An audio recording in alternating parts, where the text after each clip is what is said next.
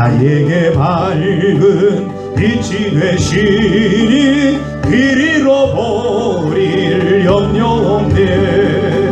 하늘의 영광 하늘의 영광 나의 맘속에 차고도 넘쳐 할렐루야를 힘차게 불러 영원히 주를 찬양하리.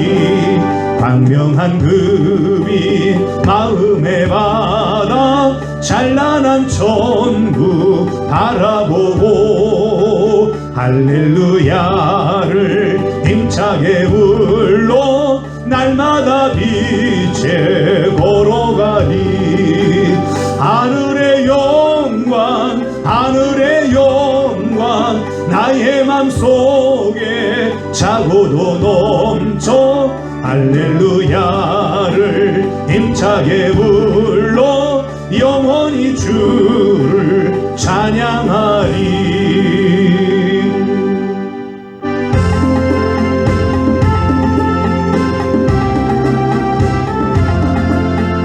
나 이제 주님의 새 생명 얻은 못 옛 것은 지나고 새 사람이로다. 그 생명 내 맘에 강같이 흐르고 그 사랑 내게서 해같이 빛난다. 영생을 누리며 주 안에 살리라. 오늘도 내일도 주 함께 살리라. 주 안에 감추인 새 생명 얻으리. 이전에 줬던 것 이제는 값없다.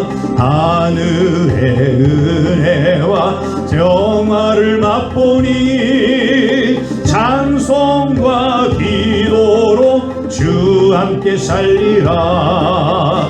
영생을 누리며 주 안에 살리라.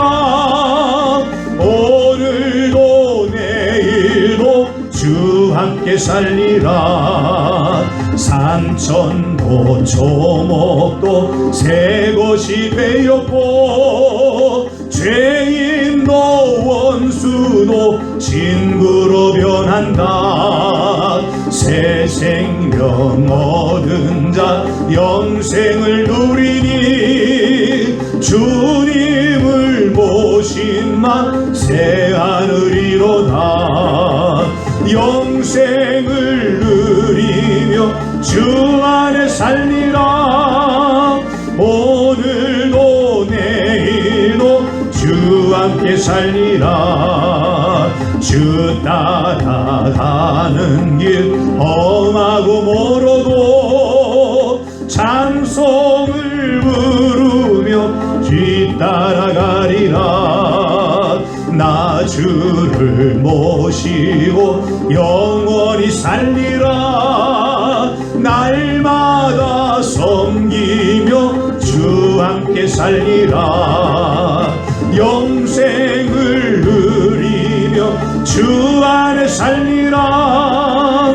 오늘도 내일도 주 함께 살리라.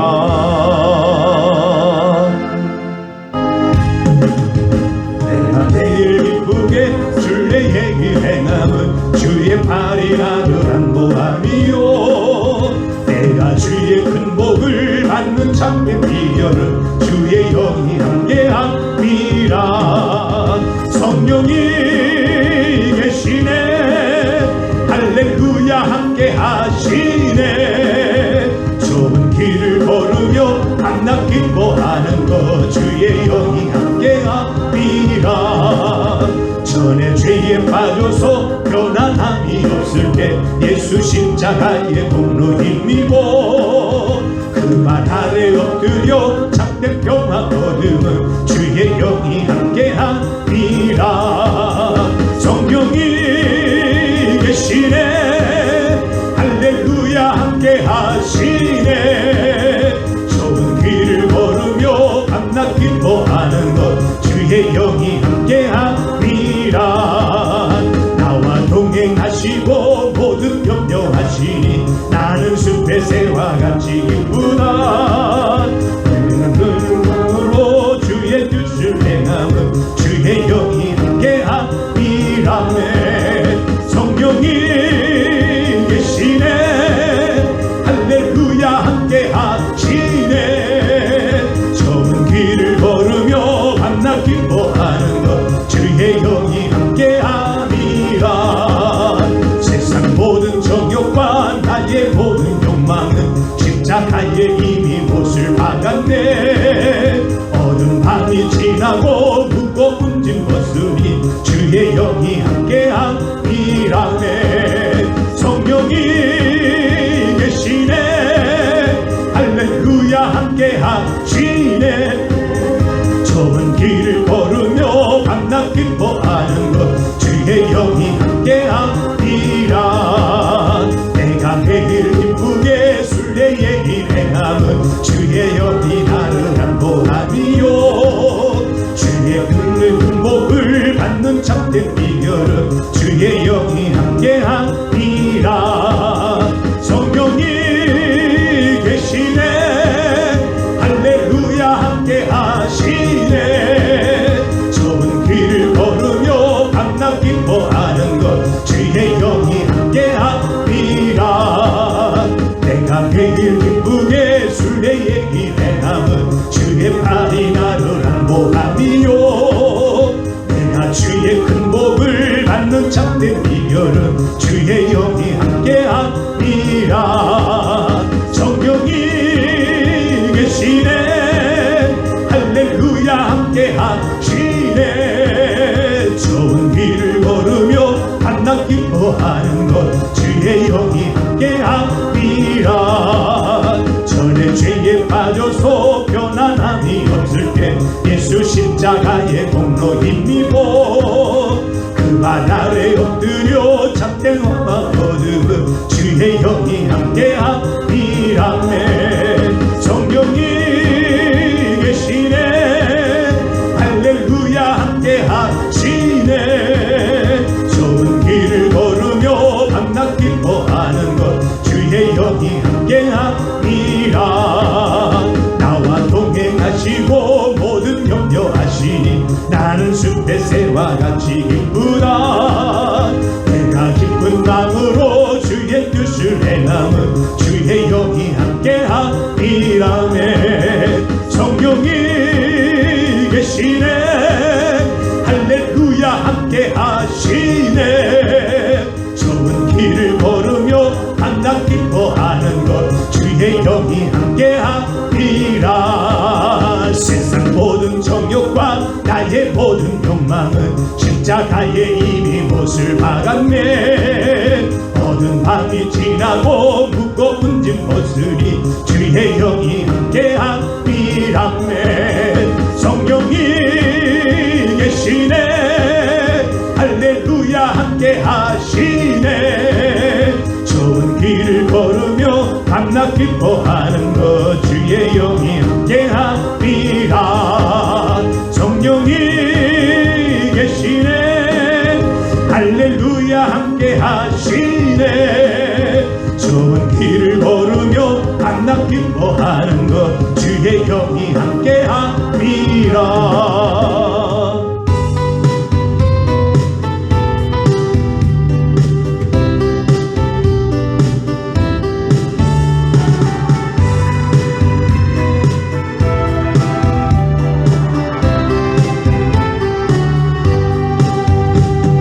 지존하신 주님 이름 앞에 모든 무릎 꿇고 다 경배해.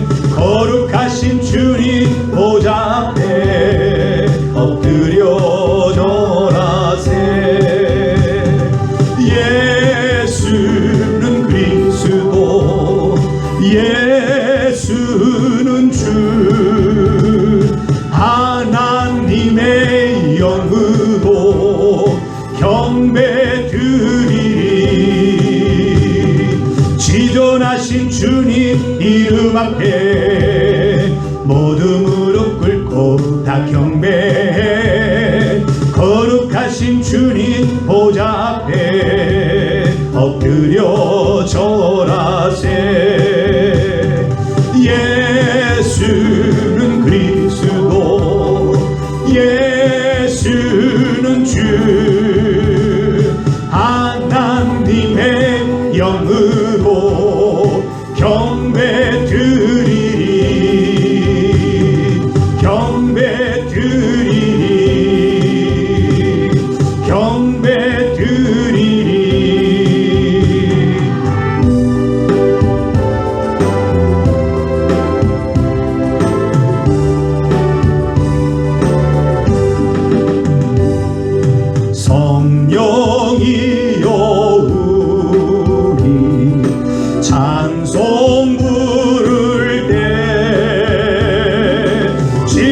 진심으로 찬양하게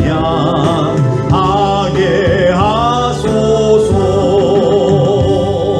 성령이여 우리 기도 드릴 때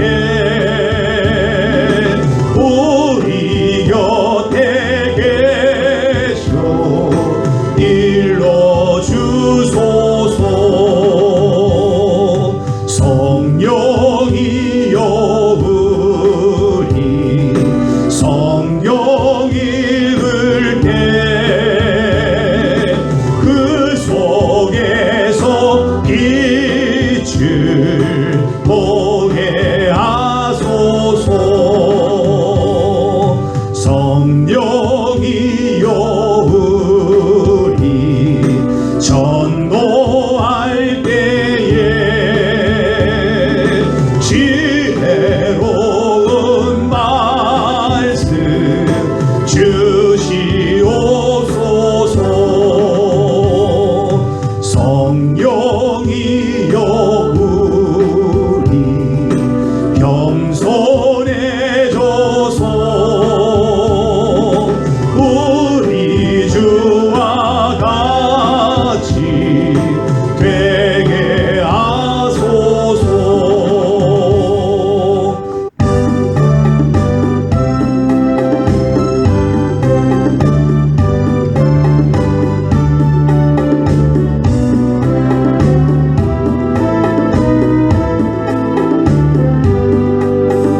다 찬양하여라 황금한 창조의 주께. 내오나 주 찬양 평강과 구원의 주님. 성도들아 주 앞에 이제 나와 즐겁게 찬양하여라. 다 찬양하여라 놀라운 만유의 주께. 포근한 날개인 불을 품어 주시는 주님. 성도들아 주님의 뜻 안에서 내 소원 다 이루리라. 다 찬양하여라 온 마음과 마음을 바쳐. 이 세상 만물이 주 앞에 다 나와 찬양. 성도들아 기쁘게 소리 높여 영원히 찬양하여라. 아멘. 공동기도하겠습니다. 예수님 사랑합니다. 내 죄를 위해서 십자가에서 죽으시기까지 나를 사랑해 주신 예수님, 오늘도 저의 몸의 머리부터 발끝까지 생각과 마음과 감정과 영혼을 예수의 피로 덮어 주옵소서. 내 안에 세상보다 더 크신 예수님이 함께 살고 계시기 때문에 어둠의 권세에서 건진받았고 이 세상과 육신과 마귀를 이겼습니다. 성령님 환영합니다. 나는 성령 충만함이 갈급합니다. 성령님 내게 능력으로 역사하여 주셔서 분명한 증거들을 나타내 주옵소서. 지혜와 총명의 신이신 성령님 저를 도와주시옵소서. 저에게 놀라운 아이디어와 언어의 문을 열어 주옵소서. 성령님이 도와주심으로 내가 하는 일마다 형통할 것이며 어떤 원수도 내가 형통하게 되는 것을 막을 수 없음을 믿습니다. 하나님 감사합니다. 나의 하나님이 그리스도 예수 안에서 그 풍성한 대로 나의 모든 쓸 것을 채워주실 줄 믿습니다. 오늘 그리스도 예수 안에 있는 나에게 즐거운 일, 감사한 일이 생기고 축복받을 일들이 생길 것입니다. 현재보다 1000배나 복받은 축복의 주인공이 되게 하시고, 날마다 시간을 정하여 기도할 때 하나님의 귀한 기적들이 나와 가족과 교회, 사업과 직장, 학교에서 계속해서 나타날 줄 믿습니다. 2019년도에 담을 뛰어넘는 차고 넘치는 복 받게 될 줄 믿습니다. 기도에 응답해 주실 줄 믿으며 예수님의 이름으로 기도합나이다. 아멘. 선포기도합니다. 만물을 복종케 하는 예수님의 이름으로 명하노니 모든 병은 떠나가고 오장육부는 강건할지어다. 피곤은 사라지고 새 힘이 넘칠지어다. 혈관은 깨끗한 피가 흐르고 뼈와 근육과 신경 조직은 강건해질지어다. 내 몸속의 각종 병균과 나쁜 세포들은 모두 사라질지어다. 150억 개 이상의 뇌세포는 하나님의 영광을 위하여 최대한 기능을 발휘하며 돌아갈지어다. 내 정신은 맑아지고 잡생각은 사라질지어다. 기억력과 집중력이 생겨나고 지혜와 총명이 넘칠지어다. 모든 재정 문제는 해결되고 물질이 들어와 풍성하게 될지어다. 빚은 청산되고 축복의 문이 활짝 열릴지어다. 아멘. 자신을 축복합니다. 나는 건강하고 행복한 사람이요 복받은 사람입니다. 나는 믿음의 사람이요 섬기기를 기뻐하는 사람입니다. 나는 기도하고 전도하는 성령 충만한 사람입니다. 아멘. 찬송가 285장입니다.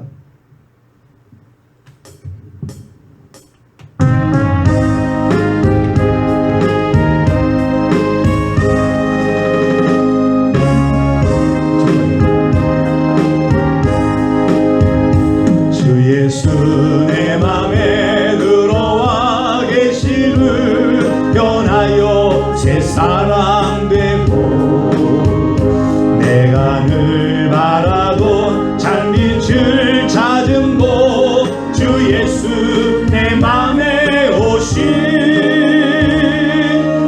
주 예수 내 맘에 오신 주 예수 내 맘에 오신 물밀듯 내 맘에 기쁨이 넘치면 주 예수 내 맘에 오신 주 예수 내 맘에 들어와 계시는 망령된 행실을 끊고 머리털보다도 더 많던 내 죄가 눈보다 더 이어졌네. 주 예수 내 맘에 오신 주 예수 내 맘에 오신 물밀듯 내 맘에 기쁨이 넘치면 주 예수 내 맘에 오신 내 맘의 소망을 든든히 가짐은 주 예수 내 맘에 오신 의심의 흐름이 사라져버림도 주 예수 내 맘에 오신 주 예수 내 맘에 오신 주 예수 내 맘에 오신 물밀듯 내 맘에 기쁨이 넘치면 주 예수 내 맘에 오신 사막의 음침한 골짜기 가다가 밝은 빛 호련히 비쳐 저 멀리 하늘물 환하게 보임도 주 예수 내 맘에 오신 주 예수 내 맘에 오신 주 예수 내 맘에 오신 물밀듯 내 맘에 기쁨이 넘치면 주 예수 내 맘에 오신 내가 저 천성에 올라가 살기를 주 예수 내 맘에 오신 천성에 올라가 주님을 뵈리 그 기쁨 이길 데 없네. 주 예수 내 맘에 오신 내 맘에 오시 물밀듯 내 맘에 기쁨이 넘치고 주 예수 내 맘에 오시. 마태복음 15장 21절부터 28절의 말씀입니다. 예수께서 거기서 나가사 두로와 시돈 지방으로 들어가시니 가나안 여자 하나가 그 지경에서 나와서 소리질러 이르되 주 다윗의 자손이여 나를 불쌍히 여기소서 내 딸이 흉악하게 귀신 들렸나이다 하되 예수는 한 말씀도 대답하지 아니하시니 제자들이 와서 청하여 말하되 그 여자가 우리 뒤에서 소리를 지르오니 그를 보내소서. 예수께서 대답하여 이르시되 나는 이스라엘 집에 잃어버린 양 외에는 다른 데로 보내심을 받지 아니하였노라 하시니 여자가 와서 예수께 절하여 이르되 주여 저를 도우소서. 대답하여 이르시되 자네의 떡을 취하여 개들에게 던짐이 마땅하지 아니하니라. 여자가 이르되 주여 올소이다마는 개들도 제 주인의 상에서 떨어지는 부스러기를 먹나이다 하니 이에 예수께서 대답하여 이르시되 여자여 내 믿음이 크도다 내 소원대로 되리라 하시니 그때로부터 그의 딸이 나으니라. 아멘. 나는 꼴찌다라는 책을 쓴 전 경북대 총장이셨던 박찬석 교수님의 이야기였습니다. 박찬석 교수님은 고향이 경상남도 산청이었습니다. 아주 시골이었어요. 가정 비교적 가난하고 어려웠는데 그 아버지는요 자기가 공부 못한 것 때문에 어떻게든지 아들을 공부시켜야겠다 생각을 가지고 대구로 유학을 보냅니다. 그래서 중학교로부터 이제 대구 중학교를 다녔는데 이 박찬석 이 아들은 공부가 그렇게 썩 하고 싶지가 않았어요. 공부도 잘 안 됐고 그래서 이제 1학기를 마치고 성적표가 딱 나왔는데 1학년 8반 68명 있었는데 몇 등 했을 것 같아요? 68등을 했어요. 꼴찌를 했습니다. 이거 성적표를 가지고 집에를 가려고 하니까 발걸음이 내치지 않는 거예요. 그래도 아버지는 뭐예요? 자기를 좀 유학시킨 건데 좀 기대를 하고 계실 텐데 그래서 고민을 하다가 이걸 고쳐야겠다. 몇 등을 고칠까 고민하다가 어차피 고칠 거 몇 등이 좋겠어요? 1등이 좋겠다 그래갖고 68등을 싹 해서 잘 지워갖고는 일자로 딱 해서 가져왔어요. 아버지한테 성적표를 딱 보여주니까 아버지가 그 성적표를 보고 1등이네. 기분이 좋아하시는 거예요. 그게 마침 친척이 왔어요. 아이고 우리 찬석이 왔구나. 예 그래 공부 잘했니? 글쎄 우리 아들이 이번엔 어쩌다 1등을 했어. 그러니까 친척이 하는 말이 아니 그러면은 돼지를 잡아야지 잔치를 벌여야지 1등을 했는데. 그러고 나서 야 찬석이는 옷을 갈아입고서 여름이니까 냇가로 갔어요.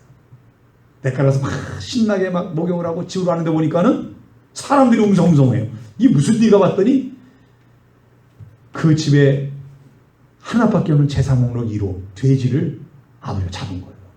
아들이 1등 했다고.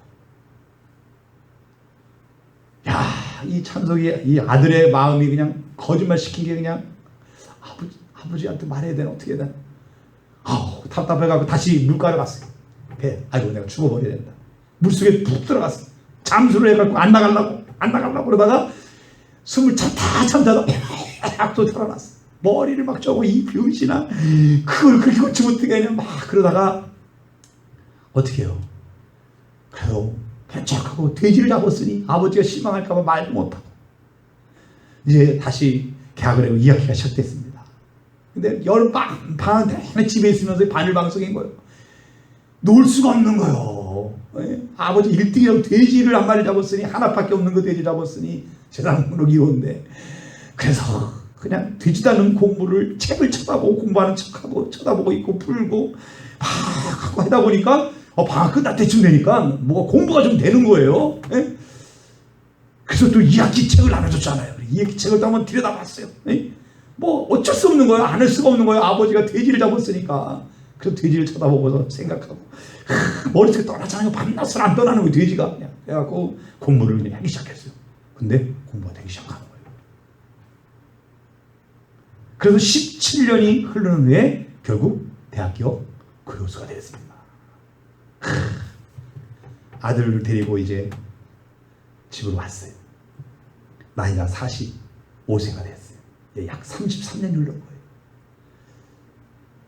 아들을 다 데리고 왔는데 이제는 내가 교수 됐으니까 뭐 해야 돼요? 진실을 밝혀야겠다 생각을 가지고 아버지, 어머니, 또 자기 부인도 있고 자기 아들도 손자들 이제 아들도 있는데 민우라는 손자 아들도 있는데 거기서 그랬어요.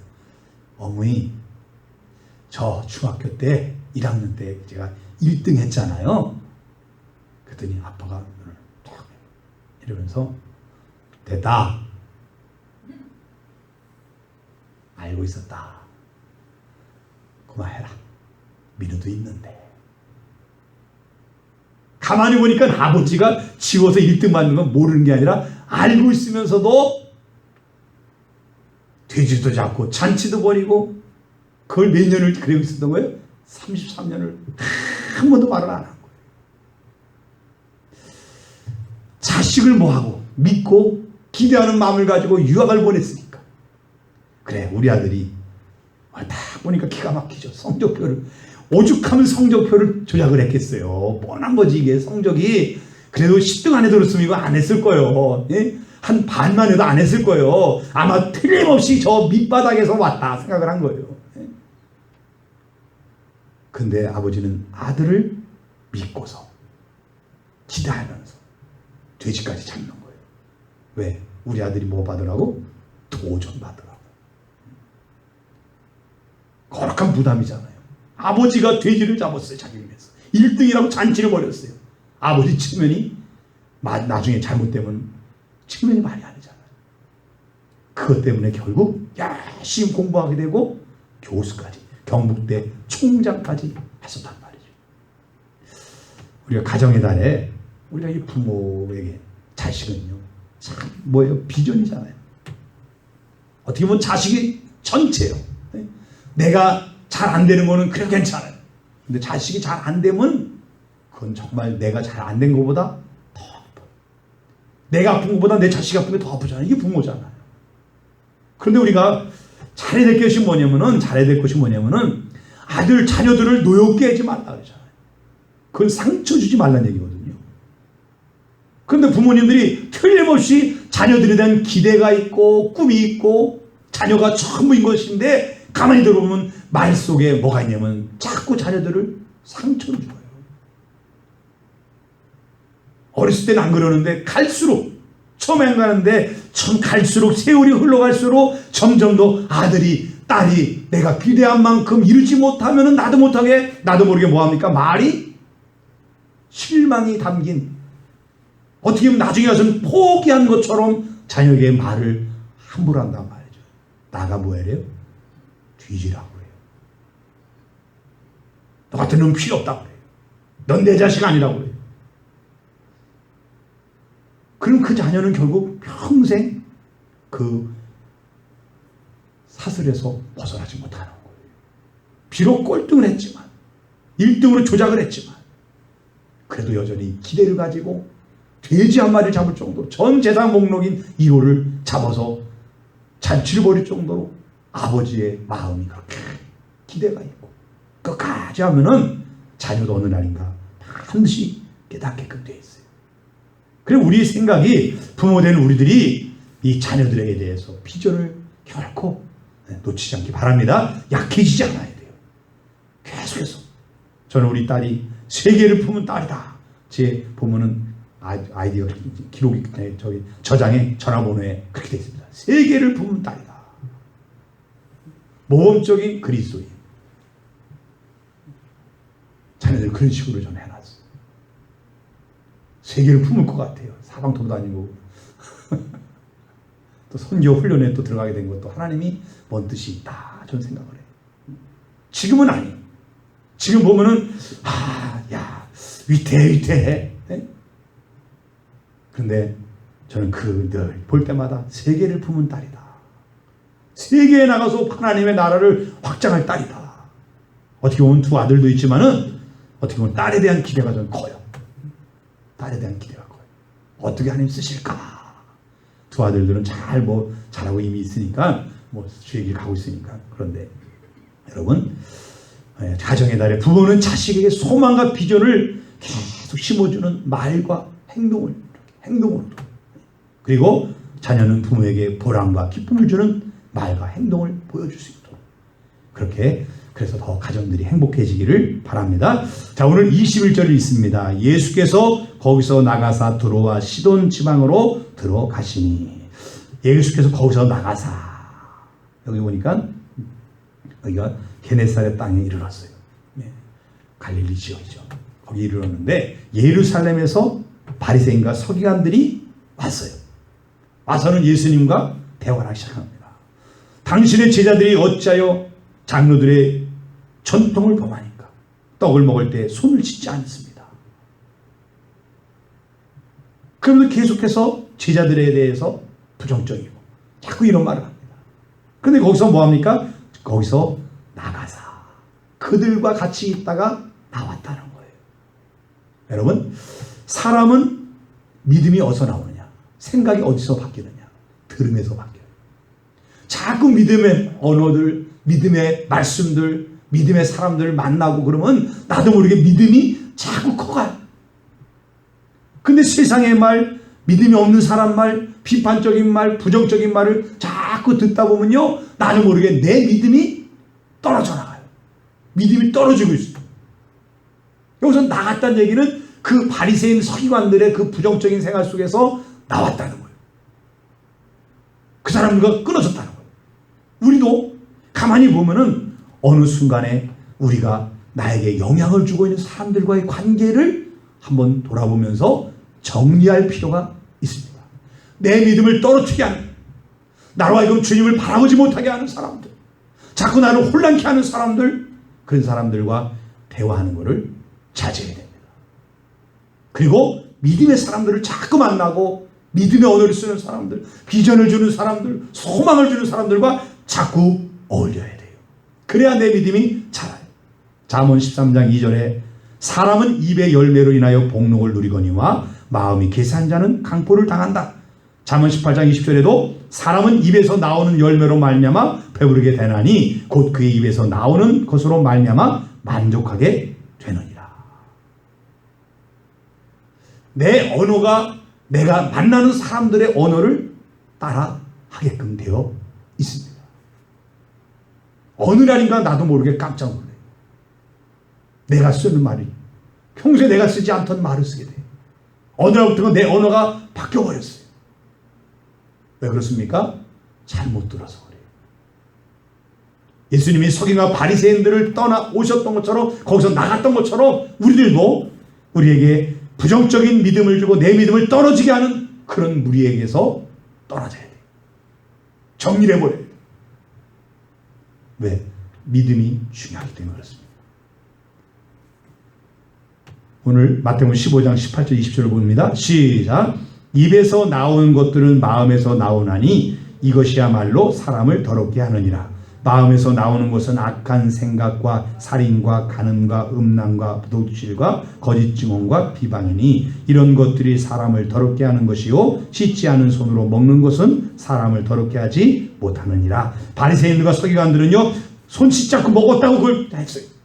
근데 예수님은 그 얘기 아니라 먹는 거는 들어가서 뒤로 나가서 끝나는데 너희들 속에 있는 게 나오는데 그거는 사람들 속에 들어가서 그 사람에게 뭐 해줘요? 영향을 주니까 너희들이 더 나쁜 놈이야, 이런 얘기한 겁니다.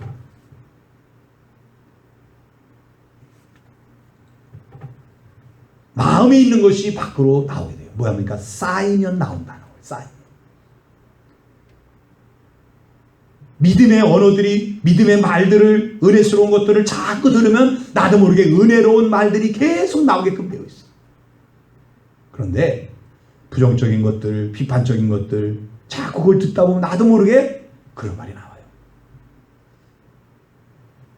그래서 우리는 누군가를 만나는 것을 소극적으로는 부정적이 형성되지 않도록 좀 조심해야 됩니다. 부정적인 사람 만나는 것들을 되도록이면 만나지 말고 절제해야 돼요. 그리고 반대로 적극적인 사람적으로는 마음이 선하고 긍정적이고 그리고 믿음이 좋은 사람들, 정말 은혜가 되는 사람들, 내게 어떤 도움을 줄 수 있는 그런 사람들을 자주 만나려고, 한 번이라도 더 만나서 대화하려고 우리가 애써야 될 줄 믿습니다. 22절 또 있습니다. 시작. 가나안 여자 하나가 그 지경에 나와서 소리질러 이르되 주 다윗의 자손이여 나를 불쌍히 여기소서 내 딸이 흉악하게 귀신 들렸나이다 하되. 가나안 여자 하나가 소리를 질렀대요. 가나안은요, 유대인들에게 소외받고 무시당하는 사람들을 얘기해요. 다시 말한다면 예수님 당시에 소외받고 무시당하고 있는 지역에 살고 있는 여인이 지금 예수님께 나와서 강구를 합니다. 3번을 했어요. 22절에 주여 나를 불쌍히 여기소서 내 딸이 귀신 들렸나이다. 그리고 25절에도 보니까는 여자가 와서 예수께 절하며 이르되 주여 저를 도우소서, 도와달라고 그럽니다. 그리고 27절에 보니까 여자가 이르되 주여 올소이다마는 개들도 제 주인의 상에 떨어지는 부스러기를 먹나이다. 3번이나 동일하게 이 여인이 쓴 단어가 있습니다. 주여, 임금주자, 당신은 나의 주인입니다. 다시 말해서 당신은 내 딸을 고칠 수 있는 유일한 사람입니다. 이런 고백을 했다는 거죠.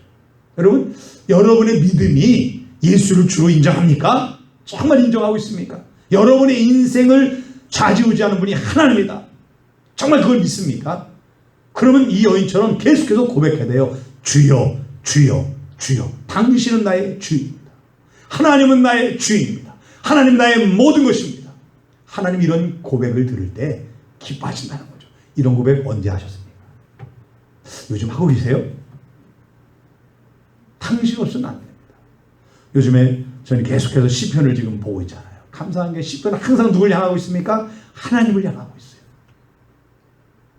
하나님을 향하고 있어요. 그러니까 항상 하나님께 집중하게 된단 말이죠. 하나님이 모든 것을, 제가 요즘 단어 중에는 은총의 표적들, 은총의 표적을 보여주시다. 귀한 일들을 계속해서 행하겠다. 이 여인이 흉악하게 귀신 들린 여자, 자기 딸 흉악하게 들렸대요. 그러니 가슴이 얼마나 아팠겠어요. 찢어졌겠어요. 다른 방법 안 해봤겠어요? 해봤지. 해보다 결론적으로 안 되는 걸 알고 누구의 소문을 들었습니까? 예수의 소문을 들었어요. 그분은 고친다더라. 그분은 못한 일이 없다더라. 전능하시더라. 그래서 예수님께 나온 겁니다. 그런데 예수님이 가나안 여인에게 반응한 걸 보면은 이 첫 번째 23절에서 불쌍히 여겨달라고 했을 때 한 말씀도 대답하지 않았다. 오죽 답답하면 제자들이 아우 저 여자가 소리를 지릅니다. 아, 예수님이 이 제자들도 듣는 이 여자의 소리를 못 들었겠어요? 듣고 있지만은 뭐 한 겁니까 지금? 그 여자의 말에 대해서 무시한 거예요. 귀를 기울이지 않은 거예요. 외면한 겁니다. 우리가 기도할 때 하나님 우리를 외면한 것 같은 생각 들 때 있죠? 막 기도했는데, 열심히 기도했는데 아무런 감동도 없고 아무런 역사도 없고 아무런 표적도 없고, 그럴 때 우리는 뭐 합니까? 이 여인처럼 마음이 아픈 거죠. 왜 하나님 나를 외면하실까? 하나님 왜 내 기도를 외면하실까? 왜 안 듣고 계실까? 또 25절에 4절에 보니까 나는 이스라엘에 잃어버린 양 외에는 다른 데로 보내심을 받지 아니하였다. 온 인류를 구원하게 오신 예수님이 이 가난한 여인의 간구는 굳이 뭐합니까? 부인합니다. 외면할 뿐만 아니라 뭐까지 해요? 저는 저 여자하고 상관없어. 부인해버리고 있어요. 지금 부인하고 있어요. 너 나 모른다? 이런 얘기나 똑같은 거거든요. 나 쟤 신경 안 써? 아, 예수님이, 우리 하나님이 나를 신경 안 쓰는 것 같아. 관심이 없는 것 같아. 그럴 때 얼마나 우리가 힘듭니까? 제일 힘든 거 아니에요. 부부간에도 서로 아내가 남편에게, 남편이 아내에게 관심이 없던 걸 느낄 때 어떻게 됩니까? 굉장히 섭하잖아요. 못 알아줄 때. 여자분들은 특히 생일, 또 뭐 결혼기념일, 뭐 이런 거 남자가 그냥 넘어가면은 뭐 무덤덤한 사람들도 있더라고요. 그런데 굉장히 아픈 사람도 있어요. 그래갖고 그날 밤은 아주 남자가 직상에 혼나는 날이 되는 거죠.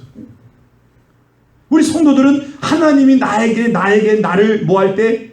부인하실 때, 모른 척 하실 때, 외면하고 아예 너 모른다, 난 제가 상관없어, 난 이스라엘 내 백성 선택한 민족으로 했지 저 이방인들을 온 게 아니야, 이런 식으로 말했단 말이에요. 사실은 그렇지 않잖아요. 온 인류를 구원하기 오신 예수님이신데, 그런데 굳이 왜 나는 이스라엘만을 위해서 왔어? 이렇게 말씀하셨을까? 더 나아가서는 27절에 가서 26절에 자네의 떡을 취하여 개덕에 던짐이 마땅하지 아니하도다. 이 가난을 못 치고 했습니까? 이제 아예 인격적인 예수님이 모욕을 준 거예요. 모욕감까지 느끼게 만들었어요. 외면하시더니 부인하시더니 이제 모욕까지 했어요. 우리가 알고 있는 예수님과는 전혀 다르신 거예요. 제자들도 의아했어요. 우리 예수님 오늘 왜 저래? 예수님 왜 저러시지? 왜 저렇게 말씀하시지? 아마 그랬을 거예요. 우리들도 하나님 앞에서 열심히 기도하고 막 그러는데 우리 예수님이 나를 외면하고 내 기도를 안 들으시는 것 같아. 나와 꼭 상관없으시는 것처럼 아무 반응도 안 하시네. 그러면서 나아가 점점 삶 속에서 이런저런 모욕을 당하게 되네. 자꾸 부끄러움을 당하게 되네. 그래도 여러분 어떻게 해야 됩니까? 예수님 왜 그렇게 하셨을까요? 여인에게. 그것은 다른 것이 아니라 뭡니까? 테스트. 따라합니다. 테스트 하셨다. 테스트 하신 거예요, 지금. 네가 그래도 너 나에게 기도하겠니? 그래도 너 나를 끝까지 신뢰하고 믿고 따라오겠니? 그럼에도 불구하고 나를 위해서 네 삶을 다 드릴 수 있니? 외면하고 부인하고 모욕을 줘도 부끄러움을 당해도 그래도 난 하나님을 믿겠습니다. 그래도 난 하나님을 위해 살겠습니다. 이럴 수 있니? 너 믿음을 지킬 수 있니? 기도 생활을 계속 할 수 있니? 전도가 안 돼도 전도를 계속 할 수 있니? 그럴 수 있냐 이거예요. 우리를 테스트한 거예요. 이 여인을 테스트하듯이 하나님은 오늘도 우리에게 진짜 믿음과 가짜 믿음, 진짜 신앙과 가짜 신앙, 진짜 기도와 가짜 기도, 진짜 전도와 가짜 전도 구분하게 하기 위해서 우리에게 테스트를 하십니다. 여러 가지 방법으로 우리를 테스트하셔요.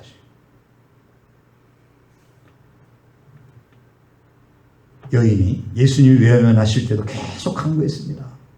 응답되기까지 우리는 기도는 계속하는 거예요. 여인이 예수님 마치 너는 아니야 라고 내 기도 아니야 틀렸어 너 기도 응답 안 해줄 거야 이렇게 말씀하실 때라도 해야 되는 겁니다. 마리아가 예수님이 내 때가 아직 이르지 않았습니다. 야 하인들아 예수가 뭐라고 말하든 너 해. 믿고 끝까지 간 것처럼 하나님이 아니다라고 말씀한 것 같아도 그것이 불의가 아니라면 불의한 걸 계속 고집하면 안 되겠죠. 잘못된 것이 아니라면 우리 뭐예요? 끝까지 믿음으로 나가야 돼요. 믿음으로 나가야 돼요. 절망을 안겨서 모욕을 딱 줄 때 절망이잖아요. 유일한 기대 마지막 희망을 가지고 이 여인이 온 건데 그 희망을 꽉 꽃을 꺾어버리듯이 꺾어버렸단 말이죠. 그래도 이 여인은 하나님을 신뢰하며 뭐합니까? 부스러기를 먹나이다. 부스러기 은혜라도 내게 주옵소서. 이렇게 고백했다는 거죠. 역대하 20장 20절에 보면 너희 하나님 여호와를 신뢰하라. 그리하면 견고히 서리라. 그의 선지자를 신뢰하라. 그리하면 형통하리라. 하나님을 뭐 하래요? 신뢰하래요. 하나님이 보낸 선지자를 뭐 하래요? 신뢰하래요. 하나님을 신뢰하듯이 하나님의 종들을 신뢰하라는 거예요. 그럼 뭐가 한다? 형통하리라. 잠언 3장 6절에도 너는 범사의 그를 인정하라. 그리하면 내 길을 지도하시리라. 그를 인정하라.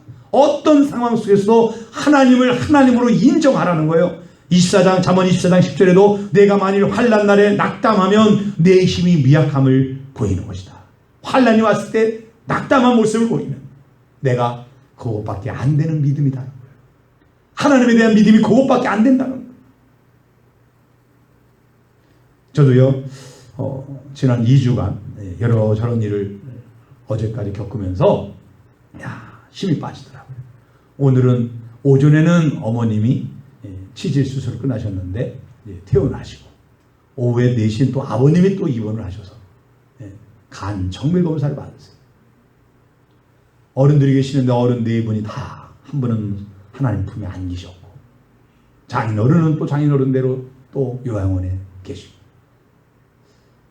아버님 암이신 거고 또 어머님도 뭐 치질 쪽에 또 암일 것 같다. 덩어리가 거의 암일 것 같다라고 얘기를 했다.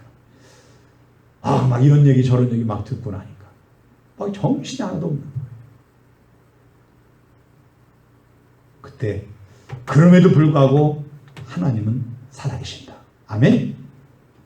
가만히 돌아봤어요. 10년 전에 7cm 대장의 암을 잘라냈을 때 전혀 흔들리지 않았어요. 그래서 병원도 안 갔어요. 아니 잊었어요. 대장암이셨던 걸 잊어갖고 다른 치료 아무것도 안 했어요. 그런데 지금 10년 동안 한 번도 대장 때문에 고통당하지 않으셨어요. 그런데 이번에는 내가 약해져 있으니까 이러저런 일들이 환경들이 막 힘들어지니까는 아버지 간에 5cm에 뭐가 있는데 암 같다라 그러지. 어머니 또 뭐 혹이 하나 조그만 하나 있는데 그것도 아닌 것 같다고 그러지. 그러니까 막 이거 두 분이 오래 그냥 줄초상 뭐 그것처럼 줄초상 되는 거 아니야? 막 이런 생각이 들면서 막 그러는 거예요. 그런데 오늘 새벽에 말씀을 준비하다가 마무리 짓다가 딱 떠오른 게 10년 동안은 내가 걱정 안 했는데 왜 지금은 걱정을 하는가? 내가 약해졌기 때문이다. 육체적으로 약해지고 정신적으로 약해지고 그러다 보니까 뭐가요? 영혼육이 하나이니까 믿음도 약해지니까 걱정이 되는 거예요. 걱정이 돼요. 사단은 오늘도 우리를 믿음이 떨어지게 만들어요. 이러저런 환경 통해서 욥이라는 사람을 쓰러뜨리려고 환경 속에서 역사했던 사단은 지금도 이러저런 환경 속에서 우리에게 계속해서 공격을 해요. 뭘 떨어뜨리려고? 믿음 떨어뜨려. 예수 부인하라고. 믿음 생활 뒤로 돌아서라고. 인간적으로 세상적으로 적당히 신앙생활 하라고. 그렇게 만들어 가요. 여러분 이 여인처럼 끝까지 부스러기 은혜라도 주옵소서. 끝까지 하나님을 신뢰하시기 바랍니다. 26절을 봅니다. 28절을 봅니다. 시작. 이에 예수께서 대답하여 이르시되 여자여 네 믿음이 크도다. 네 소원대로 되리라 하시니 그때로부터 그의 딸이 나으니라. 그때로부터 그의 딸이 낫다. 그때 크게 보면요, 이 여인이 예수님의 기적 행하시는 소문을 처음 들었을 때 이 기적, 이 자기 딸이 낳는 기적은 언제부터 시작되느냐?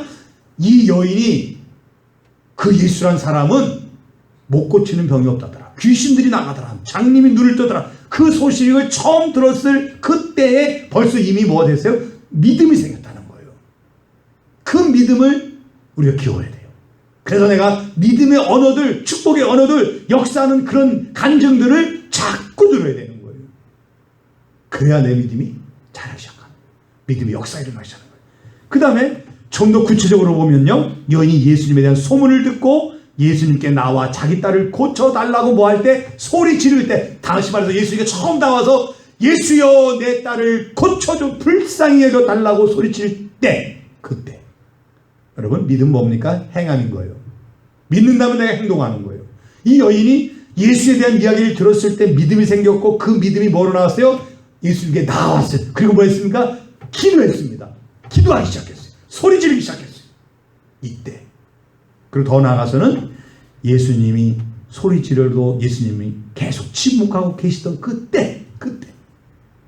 다시 말해서 우리가 지금 기도 열심히 하고 있는데 우리 하나님 뭐 하고 있습니까? 침묵하고 계시네. 이때 나는 뭐 해야 됩니까? 믿음을 보여야 돼요. 이 여인이 그럼에도 불구하고 계속해서 다윗의 자손 예수여 나를 불쌍히 해달라. 예수여 나를 불쌍히 해달라. 우리 딸을 고쳐달라고. 계속해서 여인이 기도를 멈추지 않은 것처럼 하나님이 침묵하고 있는 그 순간에도 아무런 역사가 없는 것 같은 그런 순간에도 우리가 놓지 말아야 될 것은 뭐냐? 기도해야 되는 거예요. 계속해서 기도해야 되는 거예요. 여인의 간구를 응답해 줄 계획을 우리 주님 이미 갖고 계셨어요. 그래서 뭐랍니까? 이스라엘 양 외에는 잃어버린 다른 양에게는 난 보내심을 받지 않았다. 그 얘기를 왜 했습니까? 응답해 줄 계획을 가지고 뭐합니까? 마지막 대수였던 거예요. 마지막 대수였어요. 저는요 늘 제 마음속에 고지가 바로 여기인데 그 옛날 저 초등학교 때인지 중학교 때인지 모르겠어요.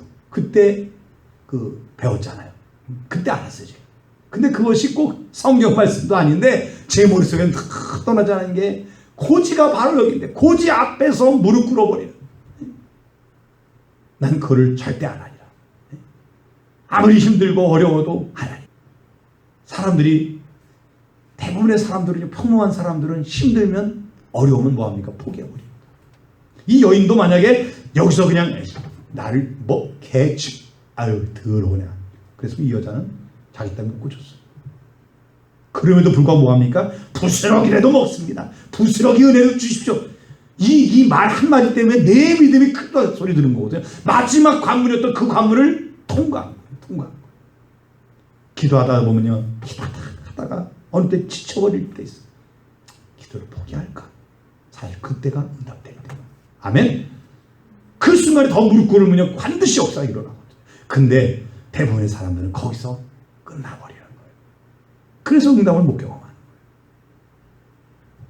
그러면 하나님께 인정받는 믿음은 어떤 것일까?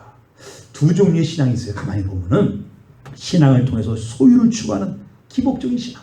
내가 복 받고 잘 되고 막 이걸 추구하는 그리고 예수님 믿는데 가만히 보면은 다 복 받으려고 자기가 잘 되려고 여기에 주 목적이 거기에 있어요. 그건 기복적인 신앙이라고 해요. 그리고 신앙을 통해서 존재의 변화를 추구하는 성화적 신앙이 있어요. 다시 말해서 내가 예수님의 인격을 닮아가려고 예수님을 닮아가려고 열심히 신앙생활하는 성화적 신앙을 가진 사람이 있어요. 하나님 기뻐하시는 신앙이 어떤 겁니까? 기복적인 신앙이 아니에요.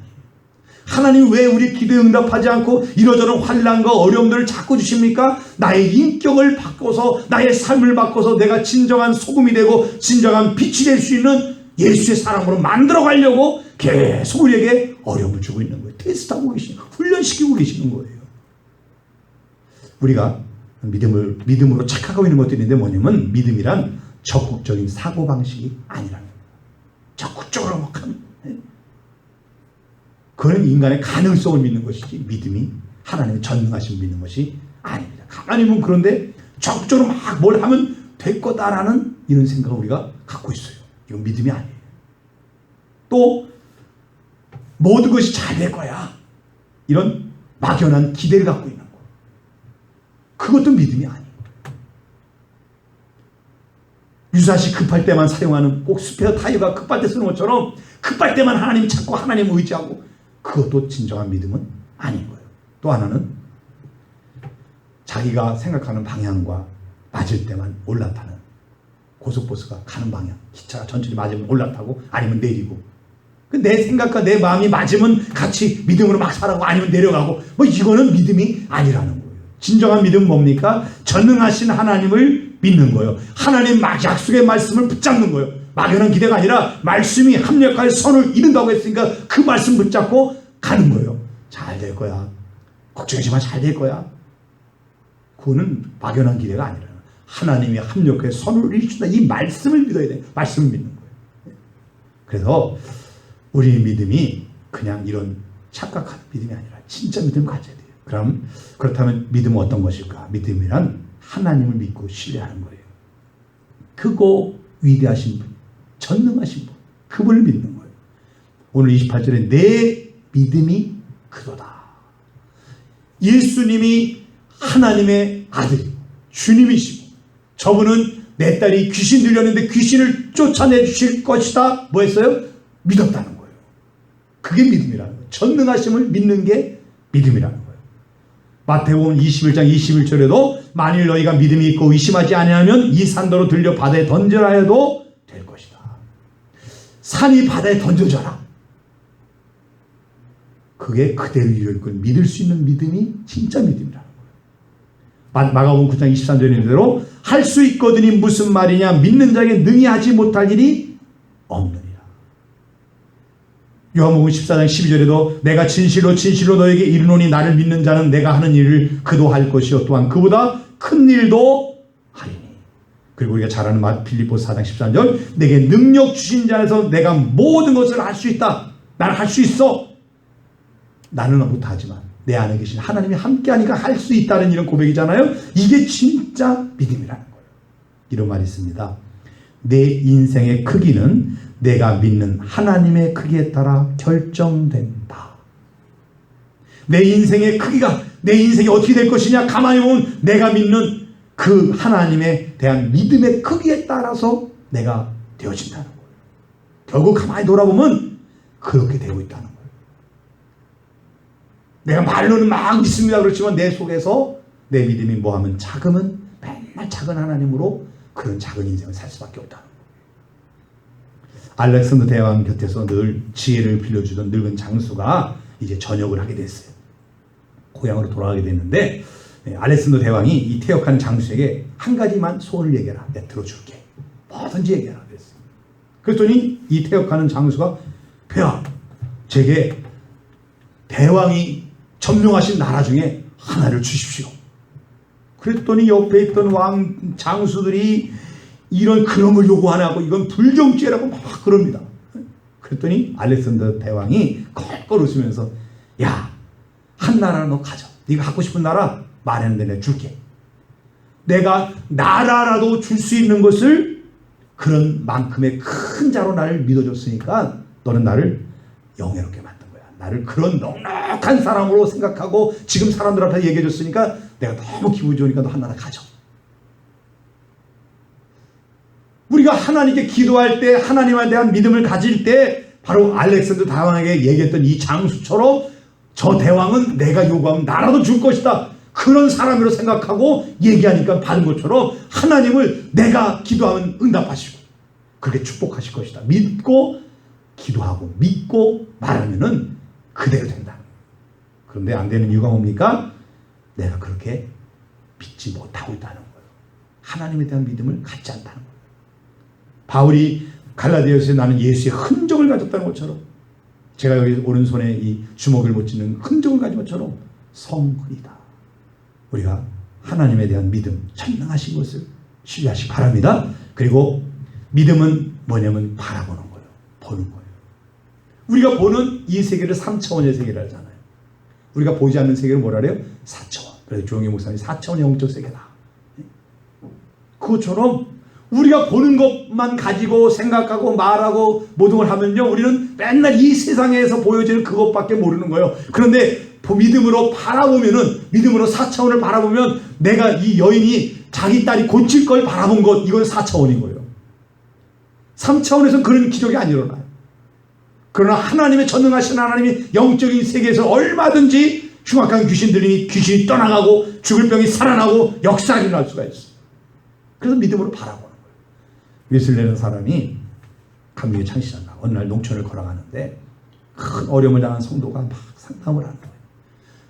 이렇고 저렇고 하면서 막 슬프게 막 괴로워서 막 그러고 얘기를 하는 거예요. 근데 마침 길을 가는데 담장 너머로 소 한 마리가 고개를 이렇게 내고 반달 밖을 쳐다보는 거예요. 그러면서 그걸 보면서 우리 성도님, 왜 소가 저렇게 담장 너머로 밖을 쳐다볼까요? 글쎄요. 담장만 쳐다보면 밖의 세상이 안 보여서 고개를 쭉 빼고 쳐다보는 거예요. 성도님이 지금 지 문제만, 환경만 보면은 성도님은 계속 말씀하실 수밖에 없습니다. 그러나 고개를 소가 뒤를 비일게 빼서 담장 너머를 바라보듯이 보이지 않는 세계에 하나님이 거기에 역사하고 하나님이 개입하면 어떻게 될까로 믿음으로 바라보면 낙심할 일이 아닙니다. 아멘. 문제는 해결할 방법이 있습니다. 하나님을 바라보십시오. 그래서 믿음의 주여 온전케 하신 예수를 바라보자. 히브리서 12장 2절에 말씀합니다. 믿음으로 바라보시기 바랍니다. 믿음은 뭐라고 하는 거라고요? 믿음으로 바라보는 것. 바라보는 게 믿음이에요. 보이는 것, 그것만 보는 것이 아니라 보이지 않는 세계를 바라보고 하나님이 역사하면 어떻게 될 것인가, 그 한 가지 더 플러스 알파에서 보는 게 믿음이라는 거예요. 인도네시아 인구가 2억, 세계 4위더라고요. 근데 거기 믿음의 사람들이 기독교인 10%가 되더라고요. 거기에 예배당 좌석수만 2만 5천석이 되는 큰 교회가 있어요. 그 담임 목사님이 아브라함 알렉스라는 목사님인데, 그분이 큰 믿음을, 그런 믿음을 갖고 그런 교회를 세우게 된 결정적인 이유가 뭐였냐면은, 이 아들이 태어났는데 뇌성마비 아들이 태어난 거예요. 그래도 뭐 믿음으로 감사함으로 막 키우고 있는데, 잘하면서 잘할수록, 세월이 흘러갈수록 사람들이, 야, 하나님을 믿는 사람이 아들이 왜 그래? 네 아들이나 고쳐? 전능하다며? 막 이런 이슬람권 사람들이 더군다나 막 공격을 하는 거예요. 그 전도도 안 돼요. 어느 날 이렇게 막 속상해서 기도하는데 하나님이, 야, 너 나를 믿니? 네 아들을 내가 고칠 줄 믿니? 간소히 그런 음성이 들리는 거예요. 아멘, 믿습니다. 그럼 기도해. 선포해, 기도를. 마침 조용히 목사님의 그 선포 기도를, 그것을 마침 들어서, 그래, 나도 한번 해보자. 그러고서 이제 아들 방에 들어가서 매일 하는 일이 아들아, 아들은 정상적이 될지어다. 정상인이 될지어다. 정상이 될지어다. 걸어갈지어다. 계속 선포를 한 거예요. 한 달을 선포하고, 두 달을 선포하고, 세 달을 선포해도 애는 전혀 변화가 없어요. 한 달, 두 달, 세 달 되니까 이제 뭐예요?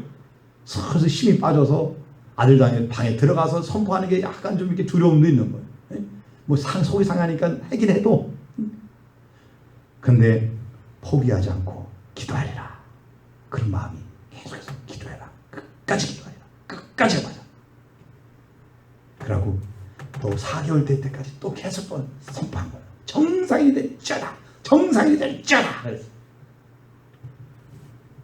5개월 된 어느 날 아들 방을 딱 문을 열고 들어갔는데 아들이 정상적으로 딱 앉아있는 거예요. 그래서 아빠! 아버지 목사님 깜짝 놀라요. 기도를 했는데 이제 현실이 되니까 놀래버린 거예요.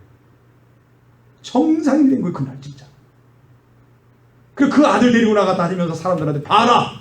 우리 아들이 이렇게 정상이 됐다. 하나님은 전능하시다. 하나님은 전능하시다. 근데 정말 그때부터 막 병자가 고침받고 막 역사가 막 일어나기 시작한 거예요. 보니까 아들이, 틀림없이 목사님 아들이 문제가 있었는데 고침받은 걸 자기 눈으로 보니까 보는 사람마다 다 뭐가 생겼어요? 믿음이 생겼어요. 믿음. 뇌성마비도 고친다면 이것도 고칠 수 있을 거다. 그래갖고 막 믿음이 생겨갖고는 그 사람들이 막 예수 믿게 되고 막 변화가 있고, 이 사람 고치니까 저 사람도 오고 저 사람, 막 사람들이 몰려들기 시작해서 2만 5천석의 교회까지 지을 수 있는 그런 교회로 커졌다는 거예요. 목사님 고백합니다. 그때 뇌성마비 아들을 향해서 선포 기도를 할 때 정말 포기하고 싶은 마음, 처음에 의심도 되고 그랬지만 해보는 마음도 있었지만 저 끝까지 했더니 하나님이 그런 기적을 통해서 온전히 됐다. 여러분, 믿음으로 바라보시기 바랍니다. 믿음은 바라보는 거예요. 그냥 현실 주어진 것, 그 환경, 그만 바라보면 믿음이 절대 떨어지지, 믿음이 안 자라요. 그러나 하나님이 믿음으로 우리 교회가 가득 찰 걸 바라보고 선포하는 거예요. 아멘? 사람들이 몰려올 걸 믿고 선포하는 거예요. 제가 오늘부터 축도를 바꾸기로 했어요. 예수님을 축원합니다가 아니라 축복될지어다. 찌어다로 바꾸기로 했어요.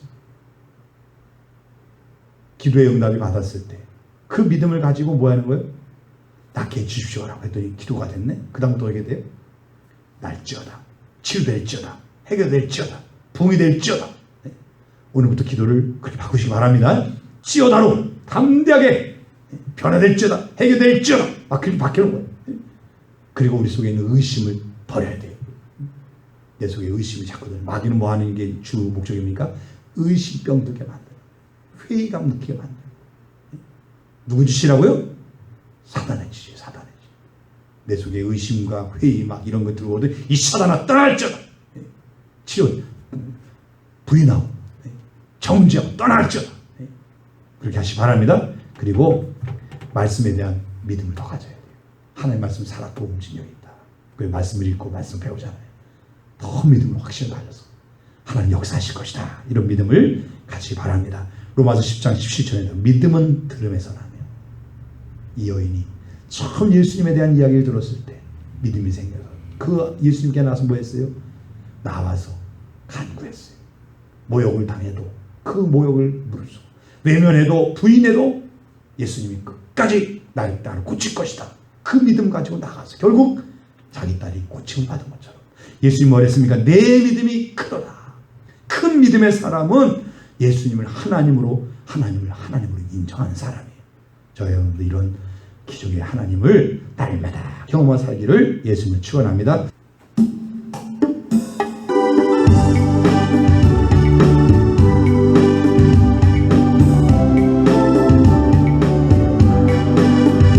주 없이 살 수 없네 죄인의 구주요 그 귀한 몸의 피로 날 구속하시소 그 주의 사랑으로 흘리신 보혈이 내 소망 나의 위로 내 영광 됩니다 주 없이 살 수 없네 나 혼자 못서리 힘없고 부족하며 지혜도 없소다 내 주는 나의 생명 또 나의 힘이라 주님을 의지하여 지혜를 얻으리 주 없이 살 수 없네 내 주는 아신다 내 영의 깊은 간구 마음의 소원을 주밖에 나의 마음 네 알아주리요 내 마음 위로 하사 평온케 하시네 주 없이 살 수 없네 세월이